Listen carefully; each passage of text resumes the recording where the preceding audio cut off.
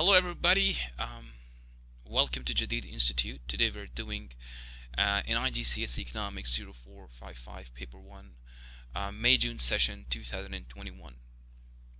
We have previously done a paper from one of the earlier years, not from 2021. 2021 is very recent, so of course it's going to be very relevant to your upcoming exams. That's going to be in 2022 May-June. This is a very important paper. Make sure you are very attentive to this video and you observe each and every explanation very carefully. The students that need extra support can also join our live classes that are held over Zoom. You can register through our website www.jadidinstitute.com. So without further ado, let's begin this. You have 45 minutes to complete your answers. Always make sure that you are able to finish even your practice papers within the time limit, because you don't want to be wasting a lot of time on one single question. So always keep your eyes on the clock while you're doing the paper, and if a question is taking too long, just skip it and revisit it later on. Alright, and make sure that we are able to do our level best and we are able to prepare to a level that we can score 30 out of 30. That's our target, because this is possible in economics. In economics MCQs, it's really possible. Our students are scoring 30 out of 30, and if you continue with us throughout these videos, perhaps if you watch like 10-20 videos, you're going to be somewhere close. And if you join the live session, then I can guarantee you that there's a very good chance, there's a real chance that you can reach up to that level. Let's look at the first question. Which statement about the factors of production is correct? You guys know what the factors of production are: land, labor, capital, enterprise. Capital is a financial resource and includes savings at the banks. Well, that's not the definition of capital. You guys can just learn the definitions from the textbook. That's simple. Enterprise is limited in supply and includes office workers. It does not include office workers. For God's sake, it does not include office workers. It includes the businessmen, the risk takers, the people who are creative enough to establish a business. Labor is a human resource and includes pensioners and children. Labor does not include children, and it does not include pensioners. They do not constitute the workforce, so that's not correct. Land is a natural resource and includes trees and fish. Well, that's correct, even though that might sound awkward, but by definition, land is not just the surface of the earth, but anything that is grown on that surface or that is produced from that surface, whether beneath the land or above the land. If something is coming out of the land, something that's provided to us by the nature, then that's termed as land. Moving on to the next question. A builder spends 1 hour traveling to and from work. He works 40 hours per week for $200. He is given a choice to work 50 hours a week for an extra $75. So he's working 40 hours and he can work 10 extra hours for an extra $75. What would be the opportunity cost to the builder of working extra hours? So what's the definition of opportunity cost? The opportunity cost is the cost of giving up the next best alternative items. Like, what would the builder be doing if he would not be working for those 10 extra hours that he's putting in? So that's his opportunity cost. The ability to increase purchasing power. Well, he's spending 10 hours and he's getting extra $75. That increases purchasing power, but that's not the opportunity cost of 10 extra hours. So that's wrong. The time traveling to and from work, that's not opportunity cost. The increased hourly earnings of, well, that's what he's getting. That's what he's given up for extra $75, but that's not the opportunity cost of extra hours. Make sure you understand that you need to find out the opportunity cost for these 10 extra hours that he's putting in, right? The increase in earnings, well, it's natural that if he's working more hours, he's going to get more paid, yeah. But what is he losing? The next best alternative. What else could he possibly be doing if he was not working for those extra 10 hours? Well, he could be having 10 hours of leisure time. So option D is correct over here.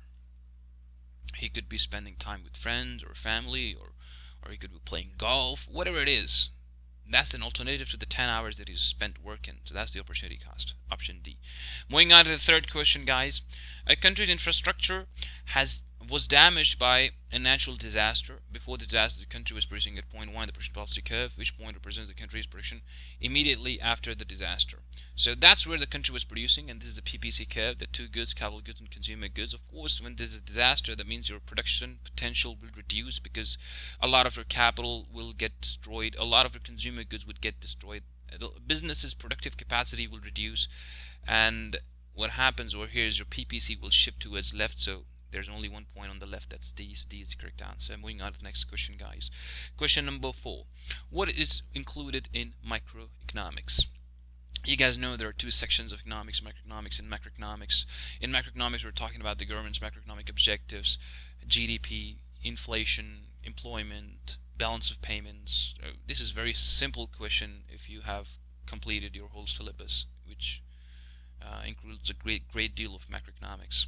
So the calculation of national income and expenditure, that is your GDP or national income or expenditure, whatever it is, right? That's not microeconomics, that's macroeconomics, so of course that's not the correct option. The next one is the effects of a change in exchange rates in trade balance of an economy. Again, this is going to impact the economy as a whole. The exchange rates impact the economy as a whole, and they affect your balance of payments. Balance of payments is one of the macroeconomic objectives. That's not the correct option. Then, moving on to the next option, the effects of an increase in the price of a good or service. This option sounds like correct, but let's look at the other one as well. The factors leading to demand pull inflation. So inflation is again an economic objective. So here, the effects of an increase in the price of a good or a service. A good or a service. When we're talking about an individual good, when we're talking about an individual market, then that constitutes microeconomics. So when the prices go up, what happens to its demand, what happens to its supply, the price-demand relationship, the demand curves, the price-quantity relationship, the individual demand curves, the market demand curves, the individual supply curves, market supply curves. All of these are your contents of microeconomics, right? So C is the correct option. When we talk about aggregate demand, the demand for all goods and services, the supply for all goods and services, aggregate supply, then that's macroeconomics. So I hope this difference between micro and macro is clear now. Moving on to the next question. What is an economist's definition of a market? A collection of informal retail outlets run by small firms. Well, that collection is a market, but that's like your local market, right? A flea market, a local market, a mall, where you find so many retail outlets. But that's not the economist's definition. Economist's definition of market is something else. It includes the consumers and the suppliers of the product, wherever they are in the world, or it's the system through which the prices are determined with the forces of demand and supply, right? In which we make a demand curve and a supply curve, and then we have a market price and market quantity. The demand for the product and the supply of a product, right? No matter who the consumers are, where the consumers are, what their physical location is. A place where traders gather regularly for short periods. Again, that also can be a local market, but that's not the economist's definition of market. A system that enables individuals and firms to buy and sell goods and services. Well, that's the correct option here. The existence of consumer demand for a good. The existence of consumer demand is partly correct. In a market, typically there will be an existence of consumer demand, and there will be an existence of consumer supply, and we will reach to a market price, and we will have a market quantity that's rated, that is also called equilibrium. So that entire system is called the market. A system that enables individuals and firms to buy and sell goods, in which we kind of allocate the resources as per the price, and the prices act as a signal to the suppliers to what to produce, like what the consumers exactly want. So of course this is what we study in detail in our live classes, but the option you're going to go with is C, because market economic system is also something that we've studied, and market in general is also a means to allocate allocate the resources and to reach an equilibrium where the consumers and suppliers can agree. C. Alright, moving on to the next option. What is an example of an external benefit from an individual cycling rather than driving to work? Higher cost of building cycling lanes. That's not an external benefit. That might be cost. That would be wrong. Improved physical fitness to the individual. That is a benefit, but that's the benefit to the individual. External benefit is the benefit to somebody else other than that individual that is involved in that action. The third party impact, the external benefit. And if it's a benefit, it's a positive impact. So the positive third party impact as a result of the decision of that individual to cycle to work rather than driving. So B is a benefit to that individual himself. Lower cost of cycling compared with driving to work. Well, that is also the benefit to the individual, because he's going to have some savings because of lower cost. Reduced congestion of the road users. Now, road users are not the party to that decision of that individual to cycle to work, but they are benefiting off of that individual's decision to cycle to work because they are having now reduced congestion, right? So this is the third party benefit, or the external benefit of individual cycling rather than driving. If he's driving, there will be one more car on the streets and it's gonna cause congestion. If there's one less car, it's gonna improve the road situation. So D is the correct option. Moving on to the next question. A tailor has 4 customers for her range of suits. The table shows the yearly demand for the suits she makes.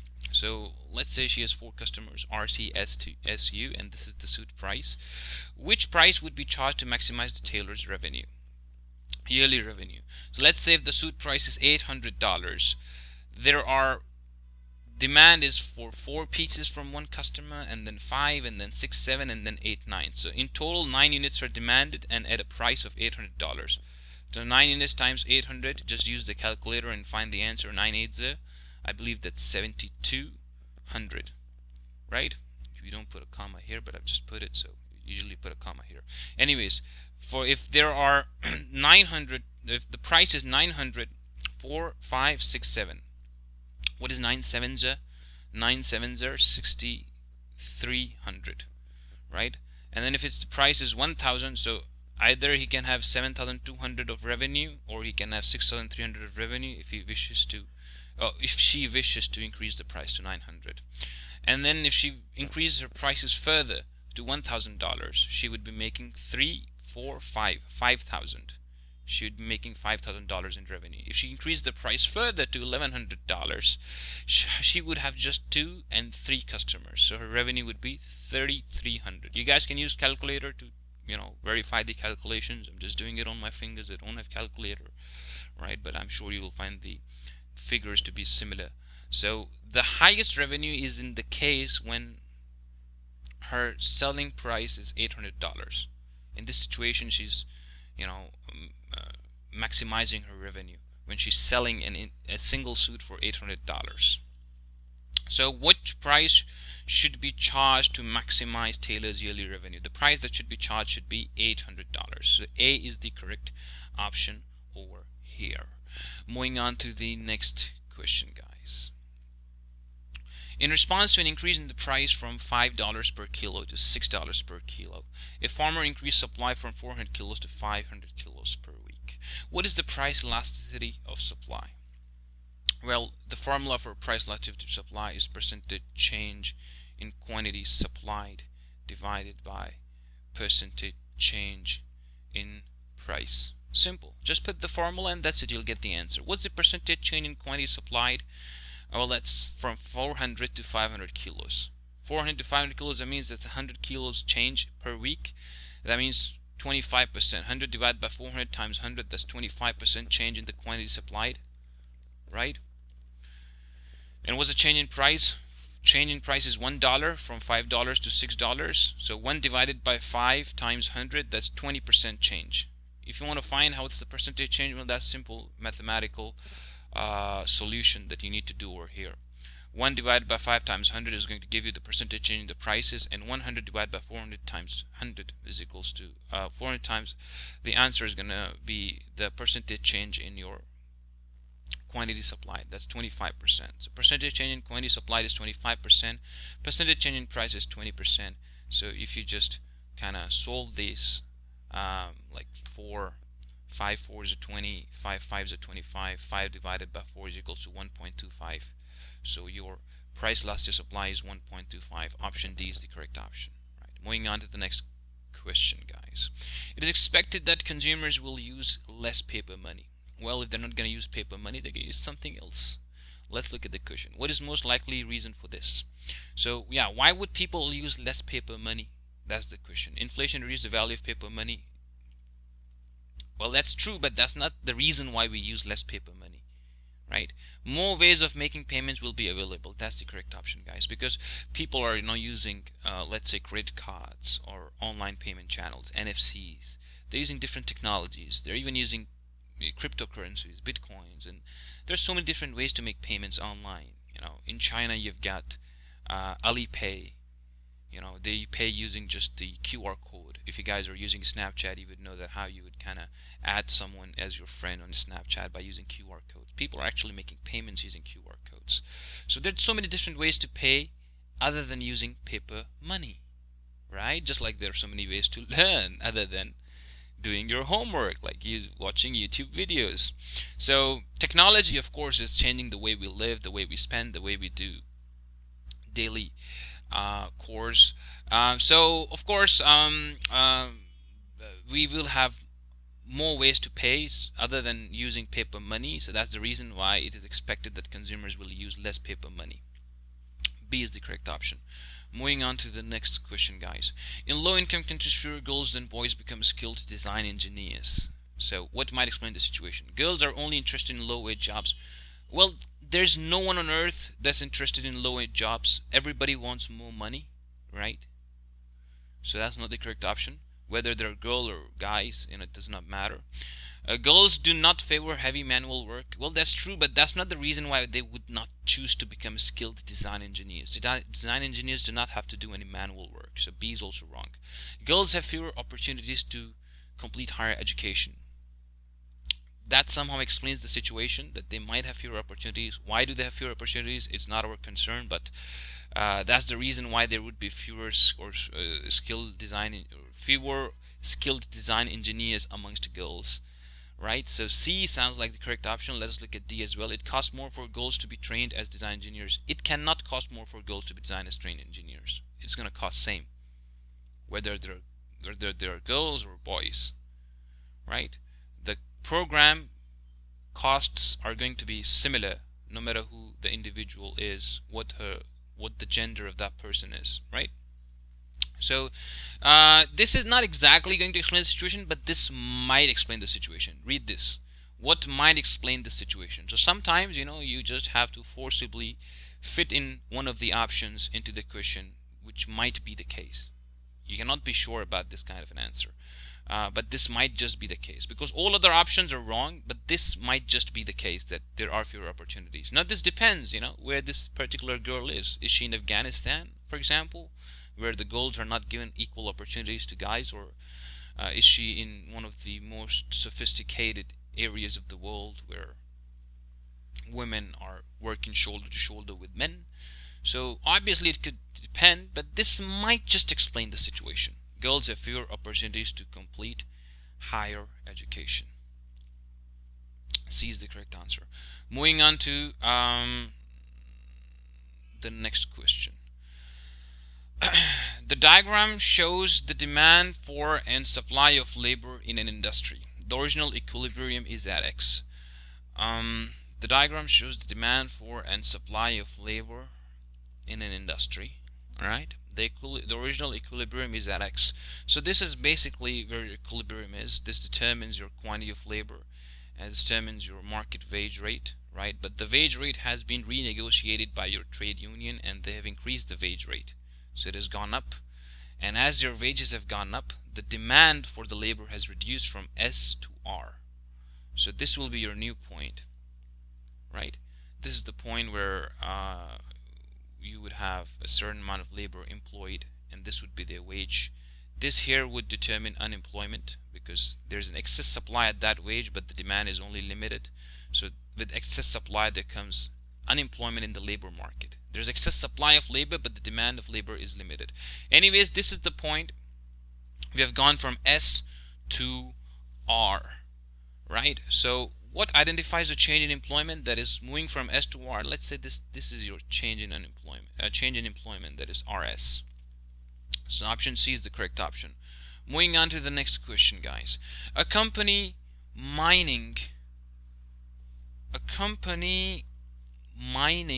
cobalt invests in machinery to replace some workers.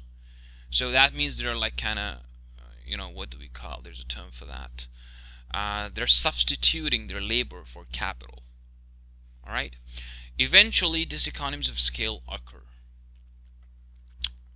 What could cause the situation? So basically, when we use machinery instead of labor, sometimes we benefit with technical economies of scale, technological economies of scale, because machinery is more effective than workers in most cases.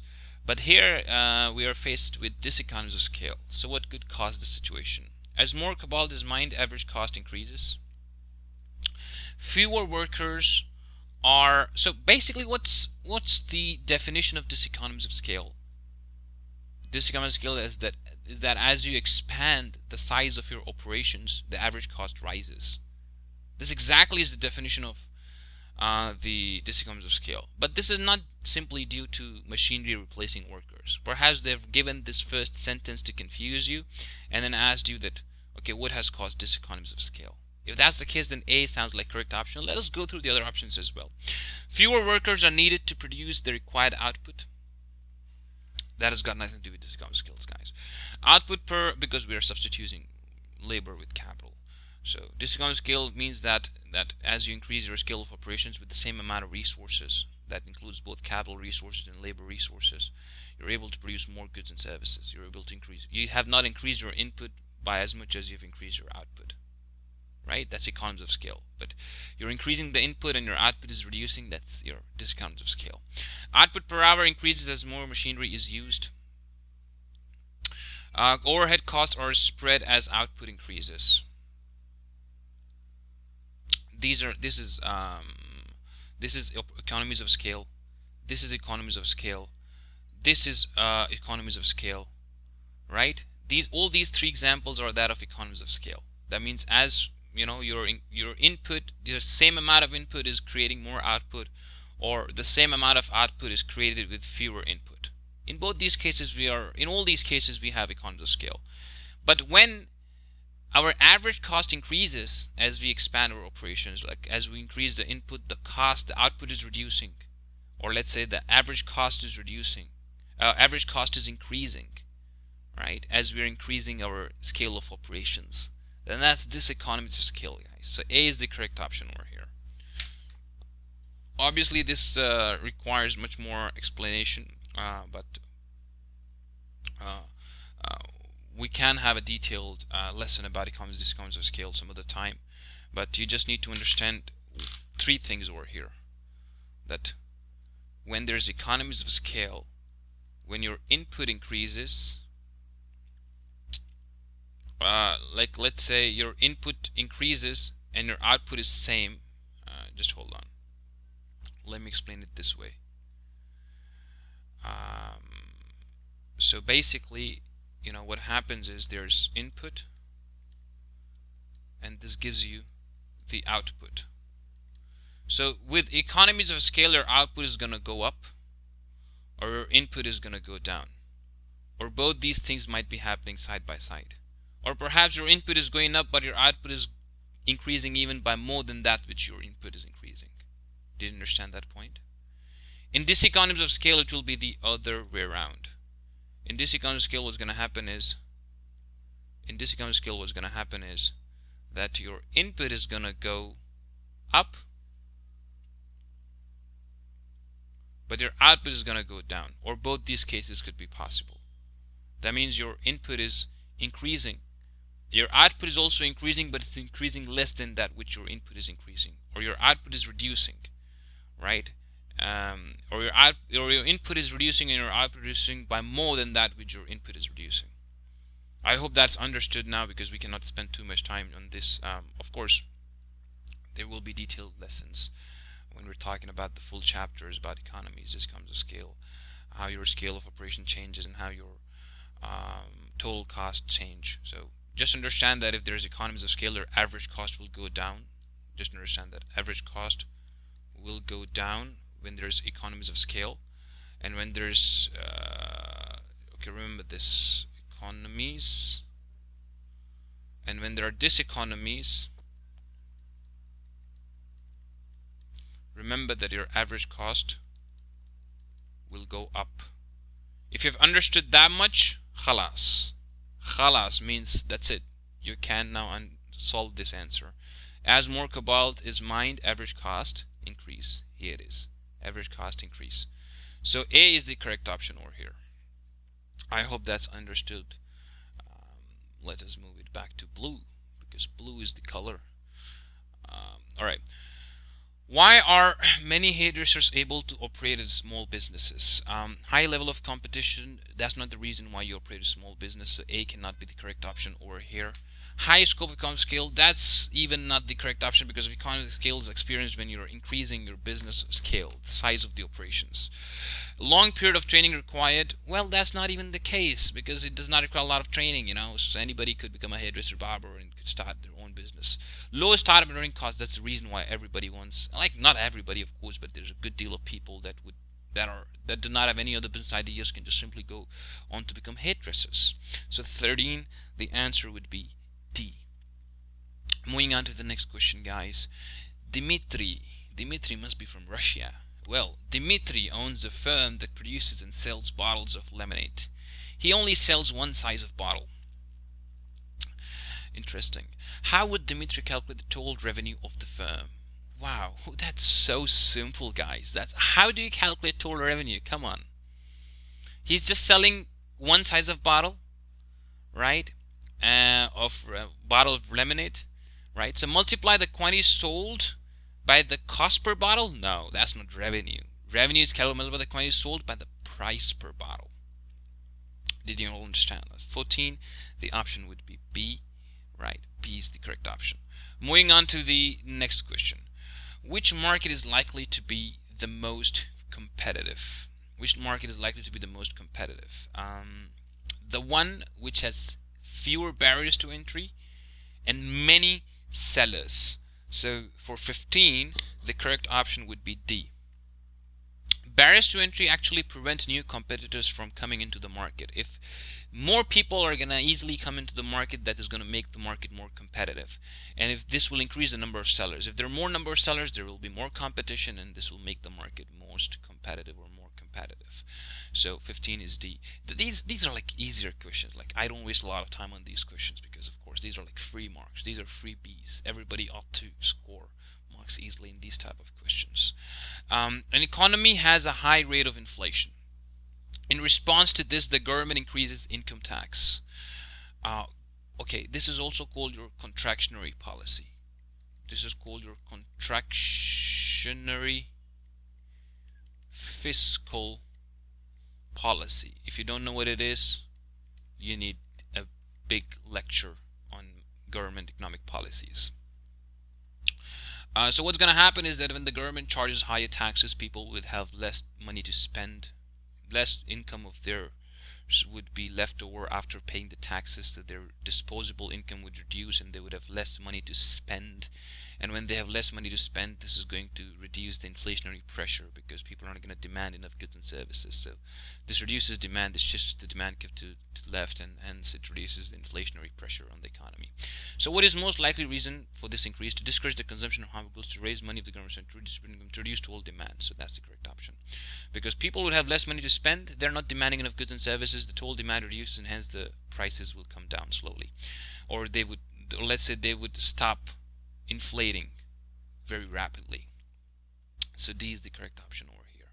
The next option. Interest rates are sometimes raised to control inflation. Yes, that's also true because this will encourage people to save more money, so they will spend less. And this will also discourage people from borrowing because interest rates are high. Borrowing will be expensive. If people are not borrowing, people are not spending. If people are not spending, there's less demand. If there's less demand, there's less inflation. And if people are saving, they're not spending. If they're not spending, there's less demand. If there's less demand, there's less inflation. Make sense? If it did not make sense, then repeat what I just said. Pause the video, go back, and then listen to it again. You will understand it. All right. Why might this policy be effective? Consumers may save more. Yes, consumers may save more. Because when they save more to get high interest rates, to earn more on their savings, they'll spend less. If they spend less, and when they spend less, the demand goes down. And the demand goes down, the inflation is under control. So A is the correct option over here. Moving on to the next question, guys. The government's revenue grew 8% to $3.25 trillion. The revenue grew by 8% to $3.25 trillion. Must be a rich government. Wow. Its expenditure was reduced to $3.69 trillion. So basically, this is called the government budget. And the budget, the government is going to include all its expenditure and all its revenues. How much is it generating in terms of revenue, and how much is it spending in terms of its annual expenditure? We actually still have a deficit over here. So state of the budget, we still are in a deficit. Why do we have a deficit? Because our expenditure, that is 3.69 trillion, is more. It's more than our revenue. If you're spending more than what you're getting, then that means you are in a deficit. So C and D are wrong outright. A and B is the choice that we're left with. The next option, the next part of the question is government policy aim. So it's the government is reducing its revenue, and the government is increasing its revenue. Sorry, it increased by 8%. The revenue grew by 8%, and it's reducing its expenditure. So when you're spending less and when you're trying to get more revenue generated, so you're trying to go on from a deficit to a surplus. So you are trying to reduce your deficit. So the correct option would be option B. I hope that's understood, right? Moving on to the next question. A country's inflation rate measured by the consumer price index was 3% in year 1. 3 years later, it was 0.8%. CPI basically is the index through which you measure the rate of inflation. Now, if you want to know in detail what CPI is, how do we calculate CPI? Okay, there's just prayer going on, so I will take a break and then come back. Just a second, guys. Welcome, guys. We're done with the prayers, so let's get back to work. Alright, question number 19. What's question number 19? Here we go. The question is, a country's inflation rate measured by consumer price index was 3% in year 1. 3 years later, it was 0.8%. So basically, CPI is used to measure inflation, and it showed that there was a 3% inflation in year 1. 3 years later, it was 0.8%. That means inflation reduced, of course. What can be concluded from this information? Look, whenever there's inflation, whether it's 3% or 0.8%, we need to be sure that the prices are rising. Like it says that the prices are rising in general, even if it's just 0.8%. So it's wrong to say that the prices are falling, right? The rate of the price increases is falling. Well, that makes sense. That means prices are rising, but at a slower rate. So the rate of price increases is falling. The prices are not falling, but the rate of price increase is falling. This is also called disinflation. There's a term for that. We call it disinflation. Let me add one more thing to your knowledge. When the prices are falling, actually here we call it deflation. So if they ask you something like that, do not get confused. Deflation is the fall in the actual price levels, and disinflation is the fall in the rate at which the prices are increasing, or the rate of inflation. The price increase is inflation, so the rate at which the prices are increasing, if that's falling, then that's called disinflation. Right, moving on to the next question, guys. Let's get them done quickly. What will deflation most likely lead to? You see, they're asking you about deflation now. A fall in the real value of debt. So basically, if your prices are falling, that means money is actually increasing in its value, right? So what happens as a result of deflation? Does the real value of debt falls? Well, if you borrowed $100,000 from me, and $100,000 could only buy a car, and because of falling the prices, $100,000 can buy more than a car. Now, when I have to pay you back, I'm actually giving you $100,000 that's more worthwhile now because of deflation, right? So the value of debts is actually increasing. It's not decreasing. I hope that has been understood. This cannot be the correct option here. Next is an increase in exchange rate. If the value of money falls, if the value of money increases, how would that affect the exchange rate? Well, there's no direct link whatsoever between deflation and exchange rate. But if you somehow try to figure it out, when the value of your money increases because of the fall in the prices, that means you're able to buy more goods and services, right? That could mean that your local demand might increase, your domestic demand might increase. But deflation is mainly occurring because of low demand. So with low demand in the domestic firms, there could also be lower demand of imports.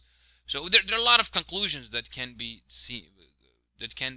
reached with that. But we're not going to focus on that. Let's just mark it out. Let's look at the other options. An increase in the rate of interest. That happens when there's high inflation.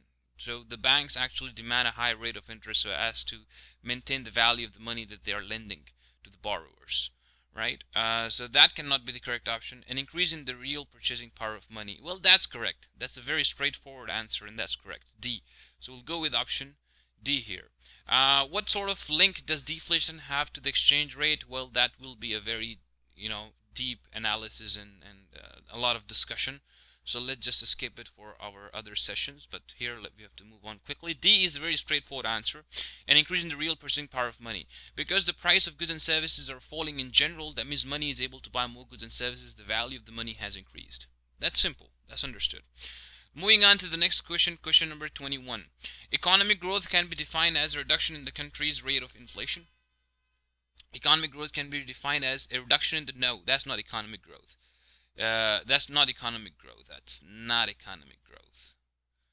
That's not economic growth. So that's wrong. An increase in the country's exports, an increase in country's population, an increase in country's productive capacity. 21, the option would be D, because if you are able to produce more goods and services with higher capacity, that means your economy is growing, right? Population is not economic growth. Increase in a country's exports can be economic growth, but because if your exports are increasing, your economy is growing, right? But this definition is much more suitable here for 21. Here, why exports is an important part of your economic growth. You need to understand that aggregate demand, an increase in aggregate demand means economic growth, is equal to consumer spending plus investment expenditure plus government expenditure plus exports minus imports. So exports is an important element of your overall aggregate demand, and hence it's an important part of your overall economic growth. So an increase in countries' exports will actually lead lead us towards economic growth, but a more appropriate definition here would be an increase in the country's productive capacity. We will go with option D, right? Let us move on to the next question. The table compares the distribution of employment in selected industries in 2 years. How did distribution of employment change between year 1 and year 2? The primary sector employment. So basically agriculture is your primary sector, right? Mining is your primary sector. So you'll see that in primary sector, and the other sectors are your secondary, manufacturing and transport, and retailing is your tertiary sector. Transport and retailing both are your tertiary sector. Manufacturing is your secondary sector. So we would say that manufacturing sector, it was unchanged, right? In agriculture sector, the employment was like 6 million, and then it was like 5 million, so it fell. So the correct option for question 22 would be option B, because I hope you understood. Agriculture plus, you add them both, you get 6 million, and here if you add them both, you get 5 million, right? It's falling from year 1 to year 2. Agriculture and mining, this is primary sector. When you talk about manufacturing, this is 6, this is 6. That means unchanged. We don't need to write that, but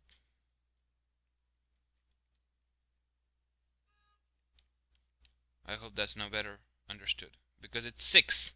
Here it's 6 and here it's 6. So it's equal, right? So it's unchanged, right? So I hope that makes sense. Moving on to the next question. In a year, 2 changes occurred in a company. Company directors' salaries increased by 15%. Office workers' wages increased by 5%.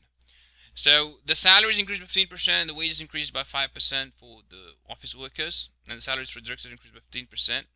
The inflation rate is 3.4%. What has happened to real income? Well, the real income has rose for both of them. You see, both their salaries or wages has increased by have increased by more than 3.4%. So in real terms, basically real income is your inflation adjusted income.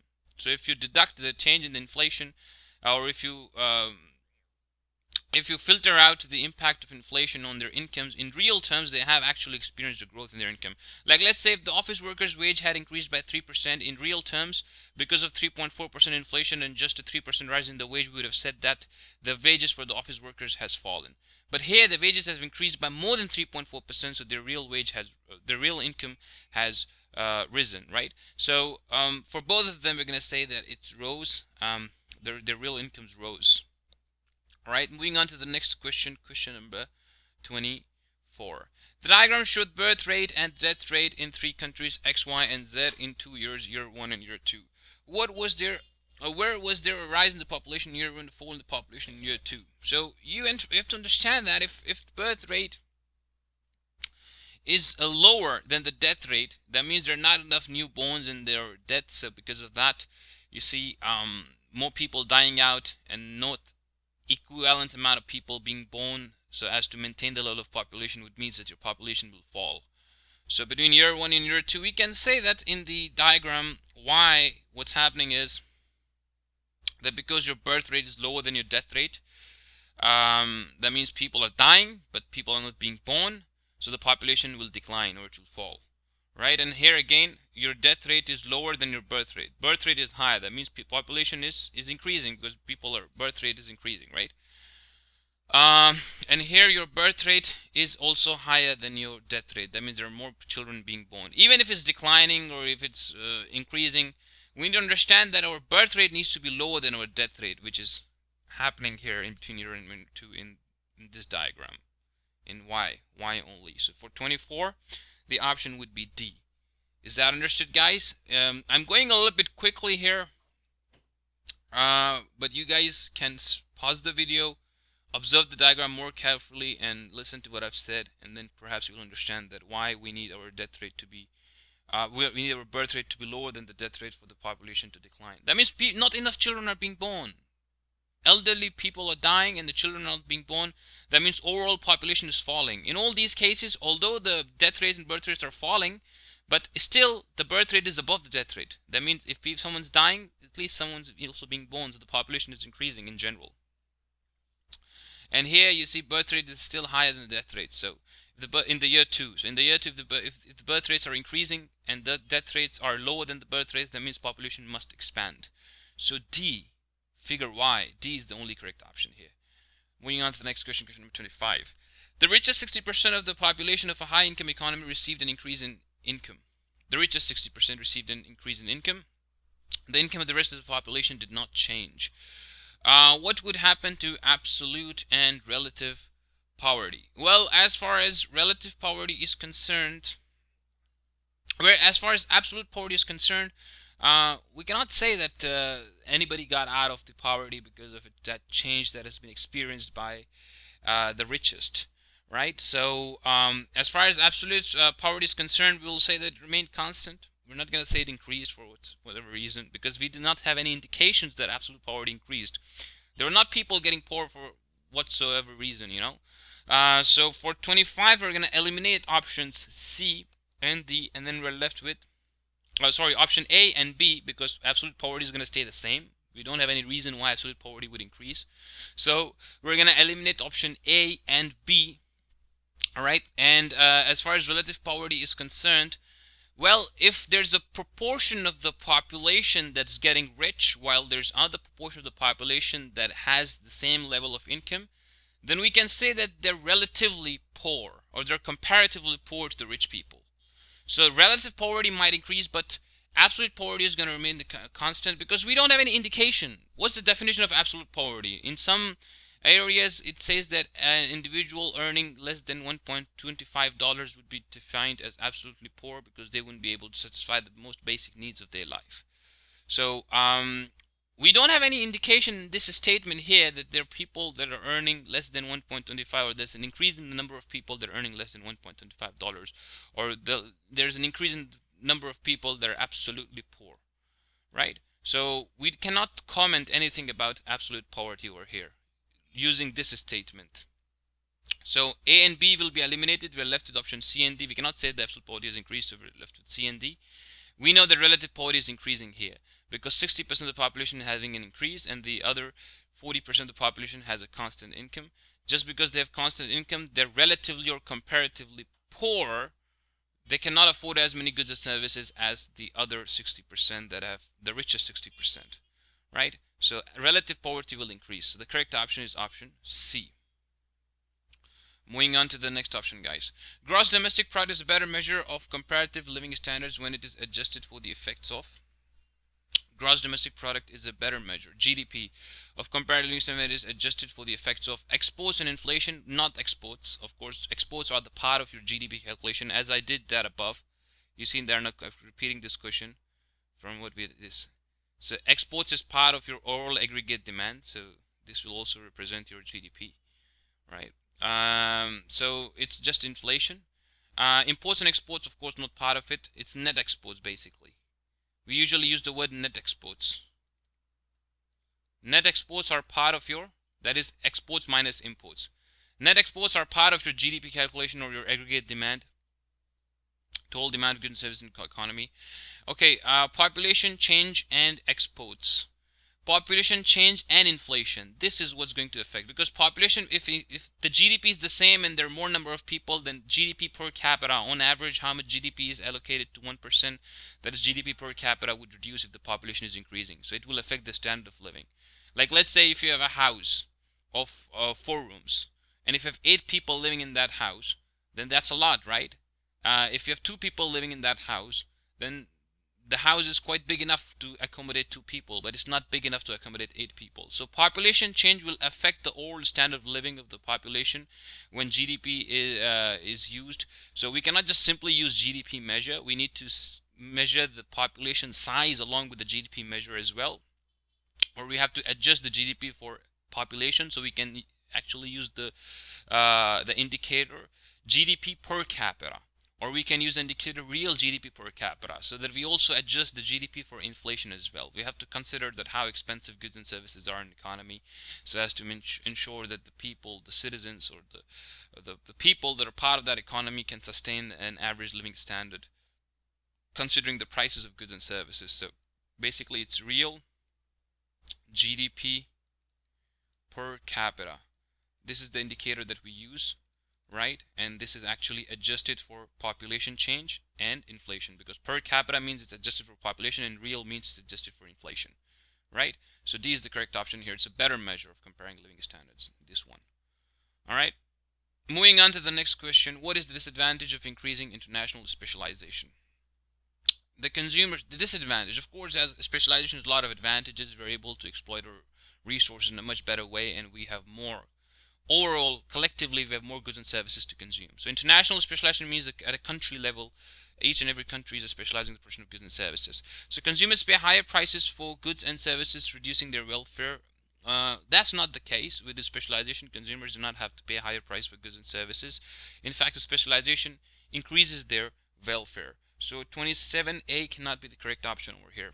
Domestic firms may be uncompetitive, leading to structural unemployment. Yes, in international specialization, if there is free trade, if there's international trade, that means if your domestic firms are not as competitive as international businesses, then they will go out of business. And if your companies are out of business, and if you're reliant on other countries' goods and services, as we are, reliant on Chinese goods and services, and if your country is not manufacturing enough goods and services, that means you do not have enough businesses that export to the rest of the world.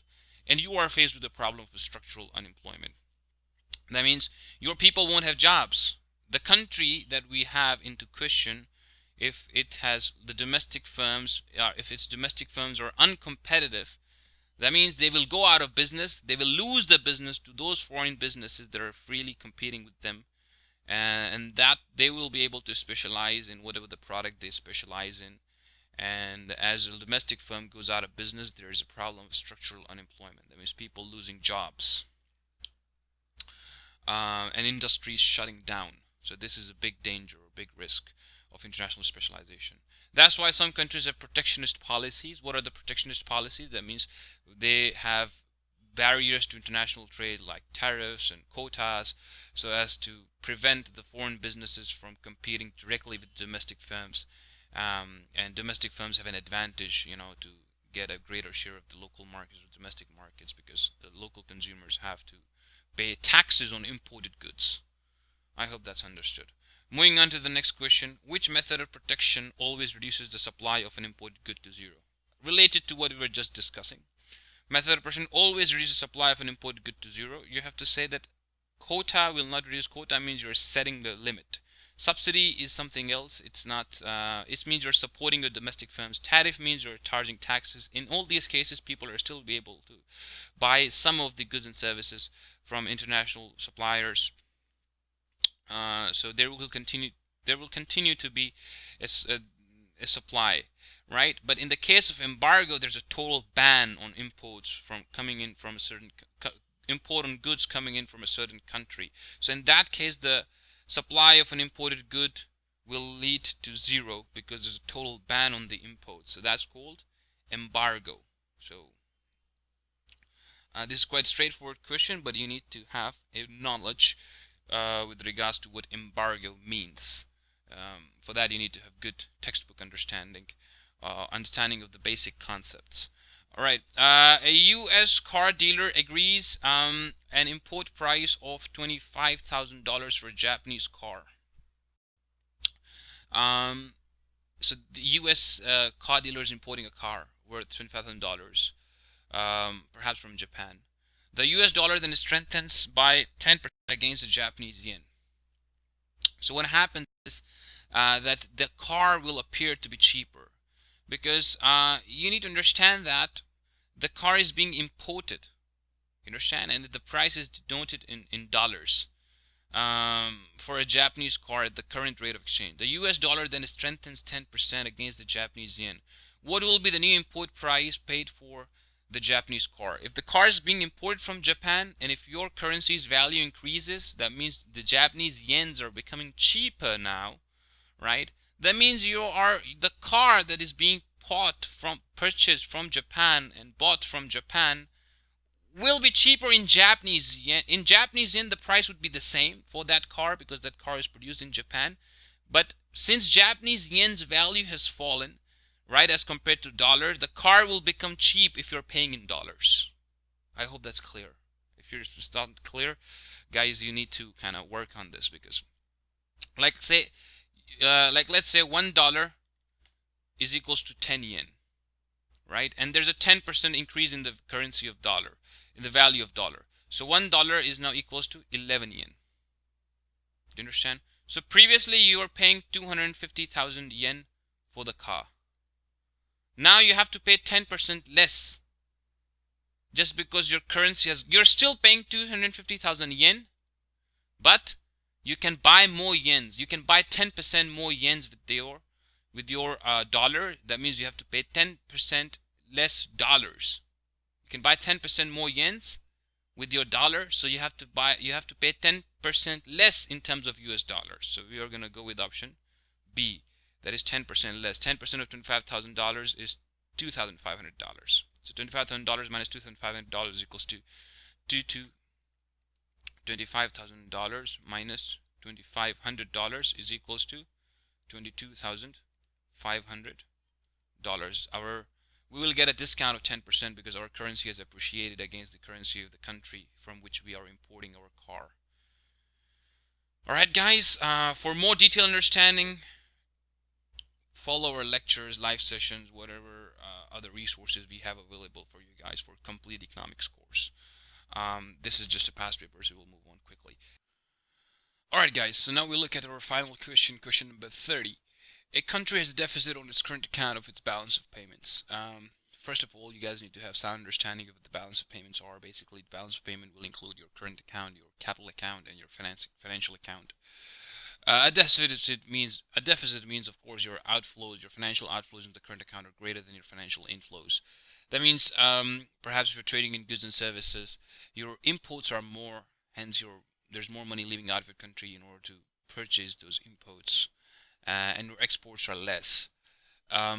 So in order to have a surplus, you need to have more exports and fewer imports. But if it's the other way around, then you're having a deficit because there's more money flowing out of your economy than the money that's flowing into your economy. So what would increase the size of the deficit?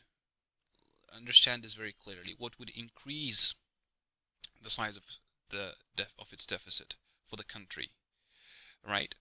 Um, if our outflows are further increasing, then that would increase the size of the deficit. If there's an increase in exports of its services, that means for that country, if there's an increase in exports, there will be more inflows flowing into the country. So this is good for you, for its current account. It's not going to increase the deficit. It's rather going to narrow the deficit. So the requirement of the question is that what could increase the size of the deficit. So A could not be the option here. Increase international competitiveness. With increased international competitiveness, exports are expected to rise, and with higher exports, you know what the outcome is likely to be. So increased number of visitors from abroad. With more visitors coming into your country from abroad, they're going to bring in foreign currencies and they're going to buy your currencies. It's going to increase the demand for your currency. It's not only just going to increase the demand for your currency, it's rather going to bring in foreign inflows. So you will have foreign currencies, coming into your country, or your currency being demanded. On top of that, there will be further inflows from abroad. So we can say that any export of tourism is also going to benefit your current account. It's going to narrow the deficit, so this cannot be the correct option as well. Increase the spending on its military bases abroad. What does that mean? There's money leaving out of your country, so that will lead towards financial outflows in the current account. That's exactly what happens when importing goods and services. When you're importing goods and services from abroad, the money is leaving out of your country. And this is going to increase the deficit. So option D will be the correct option here in this situation. A country has a deficit on its current account of its balance of payments. What could increase the size of its deficit? In all the other three options, what actually is happening is that you are having more financial inflows from abroad, or let's say your exports are increasing. But in this case, the money is leaving out of your country, thereby increasing or broadening the deficit that already exists. So I hope that's understood. For more lectures, continue to follow our channel, perhaps subscribe our channel and press the bell icon. And there's just one more thing I'd like to add before I finish this video. Most of the students actually make silly mistakes while giving their MCQ exams. You need to make sure that you are mentally present while you're attempting your exam. And it depends a lot on how you're feeling the day you're sitting in for your exam. It obviously depends a lot on what kind of knowledge you have about the topics that will be examined. But on top of that, your own mental presence is also going to play a very important role, particularly if you're targeting 30 out of 30. And that's what I always tell my students to set their eyes at, like try to get 30 out of 30, right? Because it is possible. It's not something that's not meant to be. Like, students do score 30 out of 30, and there's a good number of students that can score 30 out of 30 with little effort, and you can be amongst them as well. There's not a limit to, or let's say, there's not a category of students that you need to fall into to be able to score 30 out of 30. Any student that's willing to work hard and give enough time and efforts towards the preparation of the paper can score 30 out of 30. So keep following our videos, keep that in mind, and keep following our videos. Subscribe to our channel, press the bell icon, keep yourself updated from any new videos that we release. And as you carry on with us, inshallah, you'll do well. Good luck, and have a great day.